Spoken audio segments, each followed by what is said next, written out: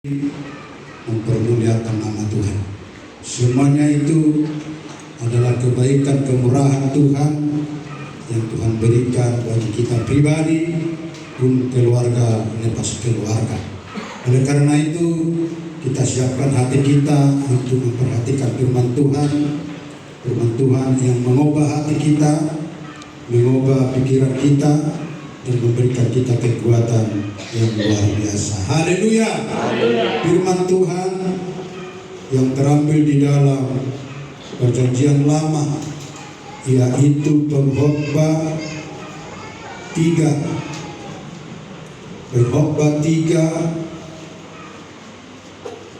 ayat 19 sampai 20. Pengkhotbah 3 ayat 19 sampai 20. Kita akan sama-sama membaca firman Tuhan ini. Pengkhotbah 3 ayat 19 sampai 20. Jika sudah ditemukan, katakan amin. 1, 2, 3. Karena nasib manusia adalah sama dengan nasib binatang, nasib yang sama menimpa mereka, sebagaimana yang satu mati, demikian juga yang lain. Kedua-duanya mempunyai nafas yang sama, dan manusia tak mempunyai kelebihan atas binatang, karena segala sesuatu adalah sia-sia. Kedua-duanya menuju kepada tempatnya, kedua-duanya menjadi dari debu, dan kedua-duanya balik kepada debu. Puji Tuhan.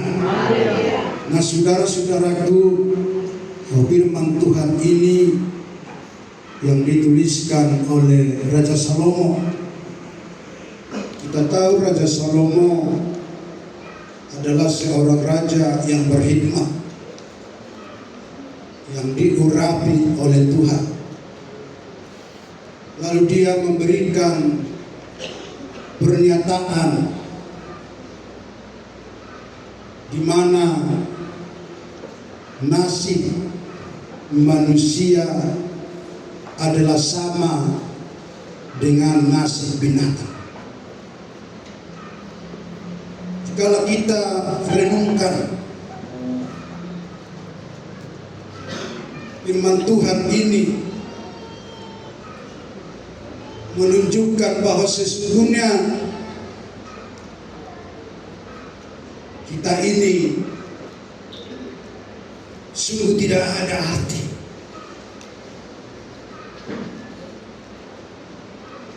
Sungguh tidak ada yang dibanggakan. Sungguh tidak ada yang disombongkan. Sebab dikatakan manusia itu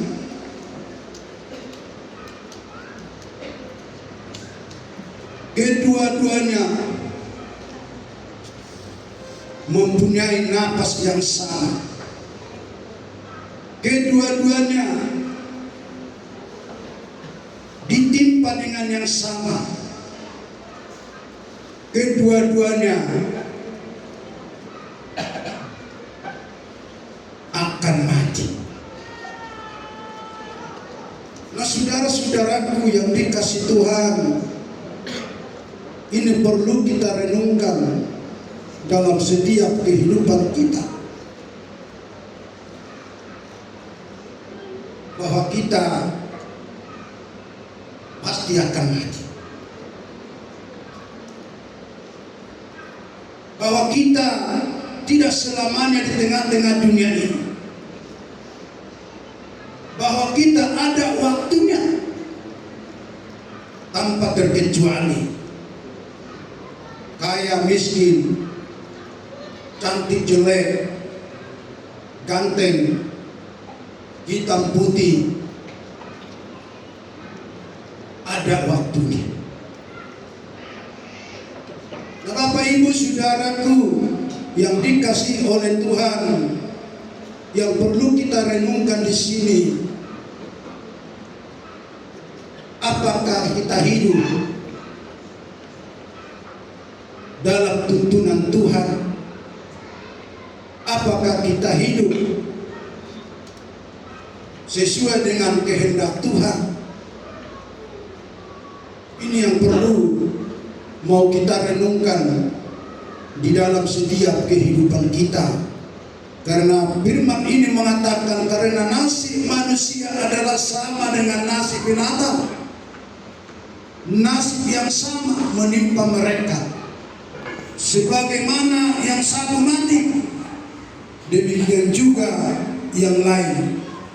Kedua-duanya mempunyai napas yang sama, dan manusia tak mempunyai kelebihan atas binatang, karena segala sesuatu adalah sia-sia. Ada kelebihan kita.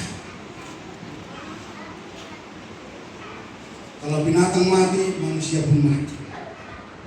Kalau manusia mati, binatang pun mati. Tapi apa yang dimaksudkan oleh Raja Salomo dalam firman Tuhan ini? Artinya saudara-saudaraku, orang yang hidup di dalam dosa, maka dia memiliki kematian. Dan Raja Salomo menyatakan atau menggambarkan kehidupan orang itu sama dengan binatang. Tidak ada artinya. Tidak ada gunanya. Tapi ketika seseorang itu hidup di dalam roh, tidak hidup di dalam daging, maka mereka itu akan berbeda dengan satu atau seekor binatang. Itu yang dimaksudkan oleh Raja Salomo dalam ayat firman Tuhan yang datang kepada kita hari ini, Bapak Ibu saudara-saudaraku yang dikasihi Tuhan, bahwa setiap orang yang hidup di dalam dosa, maka mereka itu mati, adalah kedagingan, sama dengan binatang, punya tubuh, punya nyawa atau jiwa, tetapi tidak ada roh. Jadi manusia itu terdiri 3 dimensi. Dia memiliki tubuh, dia memiliki jiwa atau pikiran, dan juga memiliki roh. Tapi binatang, saudaraku, dia memiliki tubuh, dia memiliki jiwa, tetapi dia tidak memiliki roh yang dari sorga, roh yang diberikan Tuhan.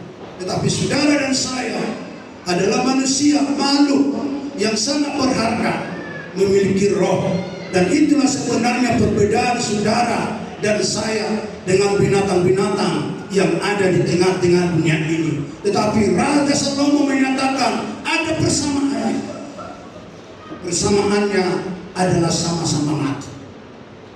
Tapi perbedaannya, saudaraku, adalah binatang tidak punya roh, tapi manusia punya roh, saudara-saudaraku yang dikasihi Tuhan. Nah, Bapak Ibu, jika manusia yang punya roh, tapi dia hidup di dalam dosa, maka Raja Salomo menggambarkan bahwa kehidupan manusia itu tak ada bedanya seperti binatang. Walaupun dia pakai roh, tapi dia sebenarnya, saudaraku, adalah sama dengan binatang. Seakan-akan tidak memiliki roh, hanya memiliki jiwa, hanya memiliki tubuh, tapi kehidupannya adalah senantiasa mati, saudara-saudaraku yang dikasihi Tuhan. Saudara-saudara yang dikasihi Tuhan, tetapi roh yang hidup dikatakan oleh Musa adalah segambar dengan penciptanya. Orang yang memiliki roh adalah segambar dengan penciptanya. Siapa pencipta itu? Adalah Allah, adalah Yesus. Bahwa orang yang memiliki sebenarnya seogianya adalah harus segambar dengan Allah, harus serupa dengan Allah, harus segambar dengan Tuhan, harus serupa dengan Tuhan. Maka dikatakan ini dalam Kejadian 1 ayat 27.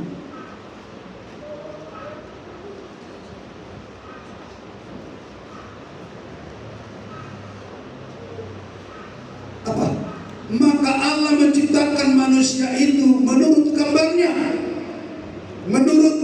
Kenapa mati?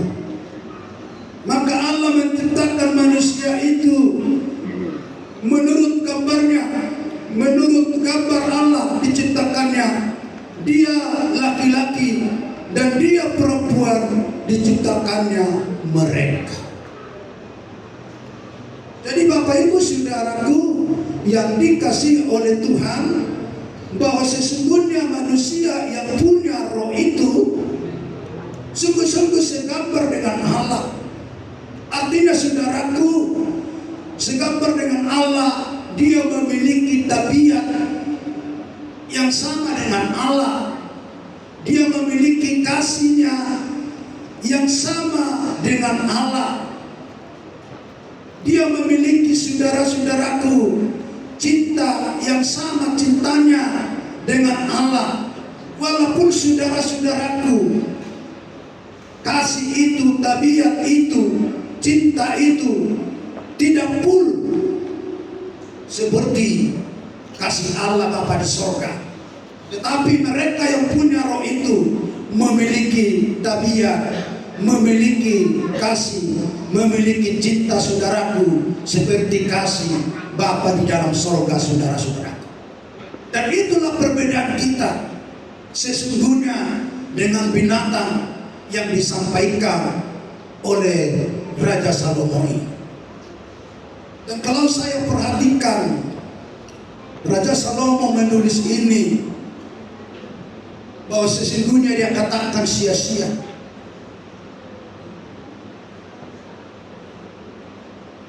Dia katakan sia-sia.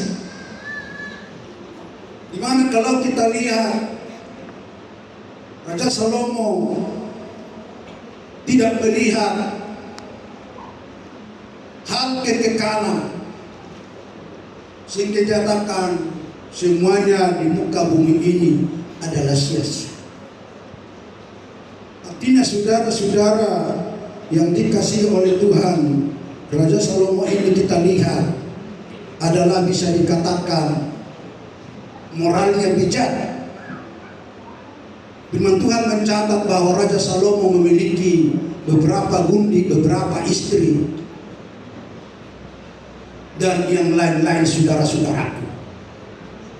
Tapi ketika kita perhatikan, kita lihat bahwa Raja Salomo ini adalah yang memiliki moral yang sangat bijak, yang sesungguhnya tidak dapat ditiru, yang sesungguhnya tidak dapat diteladani, sehingga dia katakan segala sesuatu adalah menjadi sia-sia.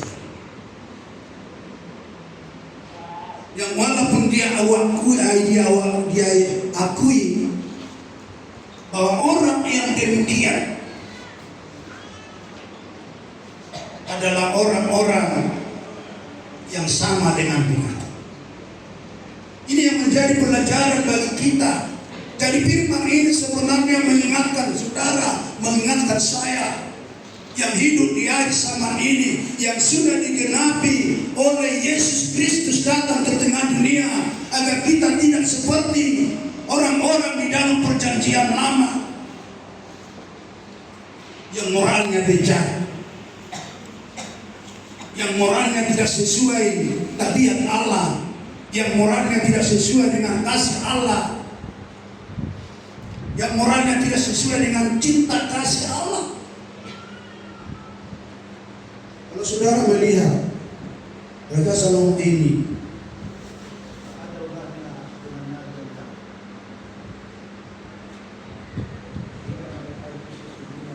tidak akan masuk ke dalam surga kalau mereka melakukan tidak seturut firman Tuhan, tidak seturut dengan kehendak Bapa di surga, bahwa mereka tidak sungguh-sungguh adalah segambar dengan Allah, segambar dengan Tuhan. Namun sesungguhnya apa yang kita lihat dalam ayat ini yang dituliskan oleh Raja Salomo ini adalah membuat satu pelajaran bagi umat Tuhan yang hidup di hari sama, supaya menjauhkan, meninggalkan yang sifat demikian. Baik itu kaum bapak, baik itu kaum ibu, baik itu gadis-gadis. Jika terjadi, saudara-saudaraku, mengapa bisa terjadi poligami? Saudara-saudara, karena mereka tidak menyadari bahwa mereka segambar dengan Allah. Tetapi ketika mereka menyadari segambar dengan Allah, mereka akan mencoba menjauhkan apa ini, saudaraku, yang dikasih Tuhan, seperti yang dilakukan oleh Raja Salomo. Bukan artinya kita tidak bisa tiru Raja Salomo, bisa. Banyak hal yang bisa kita tiru dari yang dilakukan oleh Raja Salomo. Tapi khusus ayat ini, saudara-saudaraku, kalau saya melihat Raja Salomo ini adalah seorang raja yang bijak, yang memiliki gundik yang banyak, sehingga dia katakan itu menjadi sia-sia segala sesuatu yang di kolong langit ini, saudara-saudaraku yang dikasih. Nah, ini menjadi pelajaran bagi kita, saudara-saudaraku, supaya umat-umat Tuhan yang ada di gereja ini jangan sampai jadi seorang pelakor. Bisa bapak-bapak menjadi pelakor, bisa ibu-ibu menjadi pelakor. Itu sangat tak diinginkan Tuhan. Tetapi saudara dan saya adalah segambar dengan Yesus, segambar dengan Allah. Puji Tuhan. Nah, hari ini saudara-saudara yang dikasih Tuhan, bahwa saudara dan saya segambar dengan Allah, segambar dengan Tuhan, tidak menuruti hawa nafsu. Tidak menuruti hawa nafsu. Jadi Raja Salomo ini masih menuruti hawa nafsunya. Bisa dikatakan tidak segambar dengan Allah, tidak segambar dengan Tuhan, selalu menuruti hawa nafsunya, saudara-saudara. Tapi roh yang hidup, yang segambar dengan penciptanya, saudara-saudaraku yang dikasih Tuhan, dia memiliki kriteria Allah. Dia memiliki kesabaran. Dia segambar mengampuni sebab Allah mengampuni. Dia suka berdoa sebab Allah, Yesus suka berdoa. Dia suka bersekutu sebab Yesus suka bersekutu. Dia melayani seperti Yesus sebab Yesus melayani. Bahkan seluruh hidupnya selama Yesus hidup, dia berikan hidupnya hanya untuk melayani, dan hanya untuk melayani saudara-saudara. Dan oleh karena itu, karena saudara dan saya adalah segambar dengan Tuhan, memiliki tabiat seperti tabiat Allah, seperti Tuhan, tabiat Tuhan, saudaraku, jangan kita hidup dengan sembarangan. Haleluya. Jangan hidup sembrono, jangan hidup sembarangan, supaya kita jangan disamakan seperti binatang yang semuanya menjadi sia-sia. Tetapi kita percaya oleh Yesus Kristus bahwa saudara dan saya adalah tidak sia-sia, tapi saudara dan saya adalah sangat berharga dan sangat berguna di mana Tuhan. Puji Tuhan. Nah, saudaraku yang dikasih oleh Tuhan, mari kita jangan sembrono atau jangan sembarangan hidup ini. Kita sadar dan kita mengerti bahwa tubuh kita ini, hidup kita ini adalah baik Allah, baik Tuhan, yang sangat berharga di mata Tuhan. Saudara dan saya, dari seantero hidup kita ini, dari ujung kaki sampai ujung rambut, sangat dicintai Tuhan. Sebab kita, saudaraku, segambar dengan Allah, adalah buatan jemari Tuhan. Buatan jemari Tuhan. Sama halnya dengan kita ketika kita menciptakan suatu benda, pasti kita sayang, pasti kita jaga, pasti kita pelihara. Sebab itu saudara, sebuah hasil karya yang sangat indah di dalam setiap kehidupan kita. Mungkin saudara demikian ketika saudara membuat suatu benda, pasti sana saudara kita. Begitulah sebenarnya Allah itu, Tuhan itu mencintai saudara, mencintai saya. Sebab kita saudaraku buatan jari Tuhan, hasil karya Tuhan yang sungguh-sungguh dihargai Tuhan dan dicintai Tuhan. Dan percayalah Tuhan tidak pernah akan biarkan setiap kehidupan kita. Tetapi Dia perhatikan, Dia pedulikan, menunjukkan cintanya, menunjukkan kasihnya, menunjukkan bahwa kita sungguh sangat berharga di hadapan Tuhan, saudara-saudara yang dikasihi Tuhan. Dan oleh karena itu sehingga kita diingatkan, jangan sembarangan hidup, jangan sembrono hidup, tetapi perlu kita rawat setiap kehidupan kita yang segambar dengan Allah yang Tuhan berikan bagi setiap kehidupan kita. Haleluya.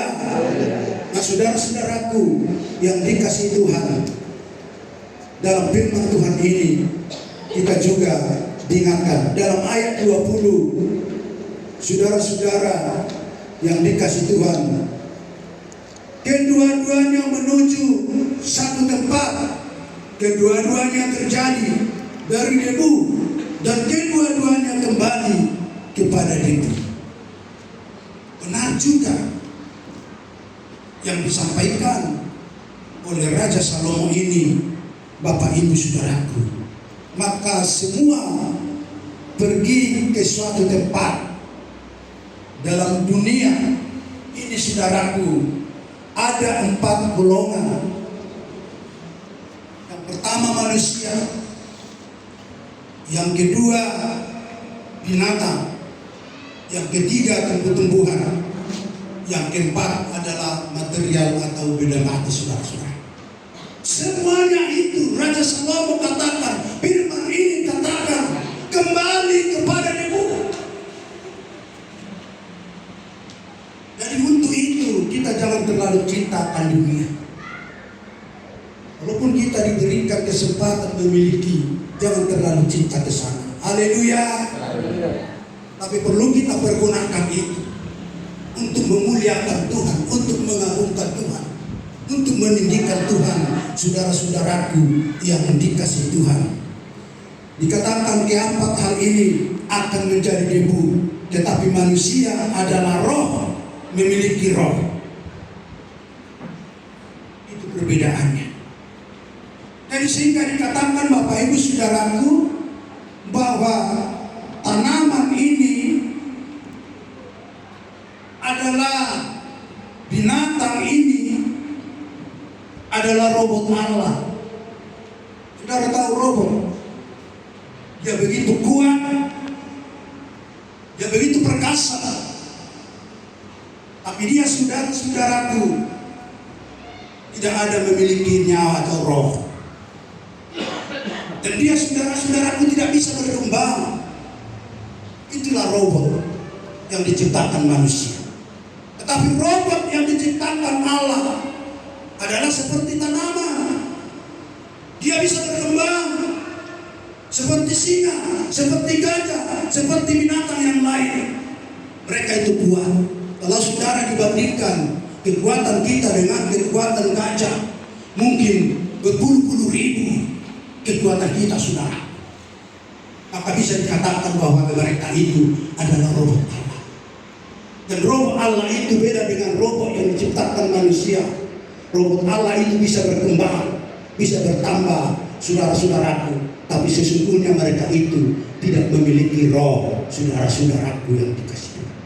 Nah, Bapak Ibu Saudara yang dikasihi Tuhan, dalam Kejadian 2, dalam Kejadian 2 ayat 7 demikian dikatakan, ketika itulah Tuhan Allah membentuk manusia itu dari debu tanah dan menghembuskan napas hidup ke dalam hidungnya, demikianlah manusia itu menjadi makhluk yang hidup. Bapak Ibu, saudaraku, manusia menurut kedagingan tidak seperti Allah, tapi seperti iblis. Jika manusia hidup di dalam kedagingan, maka manusia itu tidak akan seperti Allah, tidak segambar dengan Allah, tetapi seperti iblis, saudaraku. Saudara tahu firman Tuhan mencatat iblis itu adalah mematikan. Iblis itu menghancurkan. Iblis itu membinasakan saudara-saudara. Maka Raja Salomo menggambarkan mereka itu seperti binatang yang tidak ada artinya, saudara-saudara. Artinya, saudaraku, iblis itu menghancurkan, iblis itu membinasakan, bahwa tempat mereka itu sebenarnya nanti tidak akan ada di tempat yang maha tinggi, tidak akan ada bersama-sama dengan Yesus dan Allah, tetapi mereka itu, saudaraku, adalah ditempatkan nanti di dalam api neraka yang menyala selama-lamanya, saudaraku. Atau dikatakan mungkin ketika manusia itu atau binatang itu mati, saudaraku, mereka itu akan disimpan di satu tempat, apakah itu Sheol atau Hades, saudara-saudaraku yang dikasih Tuhan. Tetapi manusia yang segambar dengan Allah, yang memiliki roh kehidupan itu, saudaraku, mereka itu nanti akan bersama-sama dengan Yesus, seperti ketika Yesus mati bersama-sama penjahat itu. Hari ini kamu akan bersama aku di Firdaus. Nah, saudara-saudaraku, supaya saudara dan saya ada bersama-sama Yesus di Firdaus, saudaraku yang dikasih Tuhan, mari kita lakukan yang terbaik. Mari kita cintai Tuhan. Mari kita memuliakan Tuhan. Mari kita mengagungkan nama Tuhan, saudara-saudaraku. Dan biarlah kita adalah menurut kehendak Allah, menurut roh, saudaraku, supaya kita seperti Allah, seperti Tuhan, saudara-saudaraku, yang memiliki yaitu kasih sayang, yang memiliki cinta, yang memiliki, saudara-saudaraku, pengampunan, yang memiliki, saudaraku, persekutuan. Jadi ketika kita hari ini bersekutu, saudaraku, kita harus sadar bahwa saudara dan saya adalah sungguh-sungguh segambar dengan Allah, memiliki roh yang daripada Allah. Puji Tuhan. Nah, oleh karena itu hari ini, namun saudara-saudaraku, ketika kita kasih seorang itu seperti iblis, mereka itu akan menjadi lenyap, akan menjadi lenyap, saudara-saudaraku.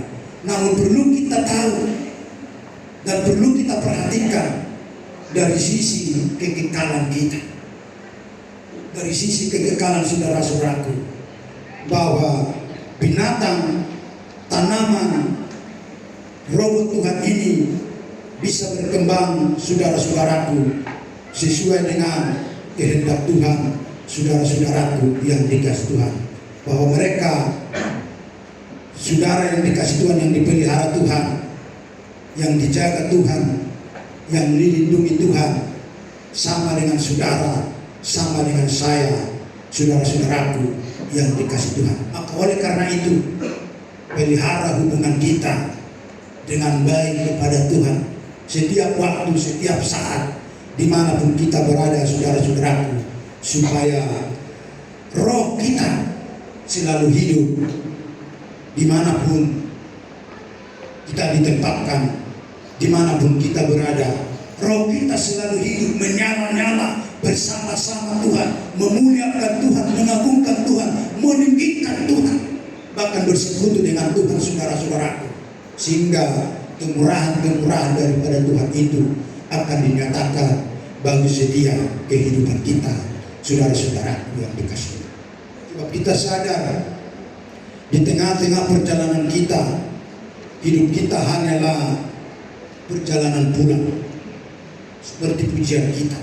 Kita bukan pemilik dunia ini, kita hanya singgah sebentar di dunia ini seperti musafir menuju pulang, saudara. Saudara dan saya seperti membuat musafir yang menuju pulang, menuju perjalanan pulang. Maka jangan biarkan amarah, kedengkian, kebencian, saudara-saudara, iri hati mencuri waktu saudara dan waktu saya. Jangan kita biarkan amarah, kebencian, kedengkian mencuri waktu kita. Sebab setiap detik waktu hilang tidak akan kembali. Setiap detik waktu yang hilang tidak akan kembali, saudara-saudara yang di Tuhan. Maka jangan sampai hati kita ini dipenuhi amarah, dengki, dendam. Semua itu membuat perjalanan kita akan terasa berat. Perjalanan saudara akan terasa berat ketika kita ada di lumuri kedengkian, iri hati, amarah saudara-saudara. Akan menjadi berat. Oleh karena itu saudaraku yang dikasihi Tuhan, jauhkan itu dari kehidupan kita. Maka sebaliknya, isilah hati dan hidup kita dengan cinta kasih dan syukur dan kebaikan, karena itulah kekal sejati untuk perjalanan kita. Isi hati kita ini, saudara-saudaraku, dengan kasih, dengan syukur dan kebaikan, karena itulah kekal sejati untuk perjalanan. Jadi ketika hati kita ini penuh kasih, penuh cinta, penuh saudara-saudaraku kebaikan, itu nanti yang dilihat Tuhan. Itu yang kekal, yang tidak bisa dimakan dengan, yang tidak bisa diambil pencuri. Kalau harta kita akan gampang dicuri, kalau dunia kita miliki akan gampang dicuri. Bahkan ketika ada harta kita lalu hilang, akan membuat hidup kita akan berat. Tapi ketika kita, saudara, kita isi hidup kita ini dengan kasih dan syukur dan kebaikan, maka itu yang kekal dilihat Tuhan dari setiap hidup kita, saudara-saudara. Maka itu kita miliki di dalam perjalanan hidup kita untuk menuju kerajaan surga, saudara-saudaraku. Dan itulah yang benar-benar kita bawa pulang, bukan harta, bukan jabatan atau kebanggaan yang semu, saudara-saudara. Ingat, hidup ini sementara. Mari kita tetap berdoa dalam setiap kehidupan. Saudara-saudaraku, agar kita jangan disamakan dengan binatang, tapi kita sesungguhnya adalah segambar serupa dengan Allah. Mari kita, saudaraku, isi hati kita ini dengan cinta, dengan kasih dan syukur setiap hari. Sekalipun berat badan kita, sekalipun berat kehidupan kita, mari kita bersyukur. Sebab itulah yang dikehendaki Tuhan dari setiap hidup kita. Nah, Tuhan Yesus Allah kita yang baik, yang memiliki firman, kiranya itu menaruh di dalam hati, di dalam pikiran kita, sehingga kita tidak dapat digoyahkan oleh apa saja pun yang terjadi saat ini, besok, lusa, sampai nanti Yesus datang kedua kali. Tapi saudara dan saya memiliki iman yang teguh yang daripada Tuhan, bahwa kita tidak akan dapat digoyahkan, karena kita memiliki firman Tuhan, karena kita memiliki kekuatan daripada Tuhan, karena kita memiliki senjata daripada Tuhan, karena kita memiliki harta yang tidak dapat dimiliki oleh dunia ini, yang tidak bisa diambil ingat. Maka percayalah, hidup saudara dan hidup saya ketika Yesus kali datang kedua kali akan didapati dengan penuh kekudusan dan penuh kesucian. Maka saudara dan layak dan saya gereja Tuhan akan layak menjadi pengantin wanita ketika menongsong Yesus di angkasa, saudara-saudaraku. Maka kita akan dilayakkan masuk ke dalam surga, yaitu Sion Yerusalem baru yang Tuhan janjikan bagi kita semua. Terpuji Tuhan, termulia Tuhan, siang hari ini kekal untuk selamanya. Haleluya. Amin. Mari kita bangkit berdiri dan kita berdoa kepada Tuhan. Dan nanti jangan lupa kita berdoa akan kesaksian dan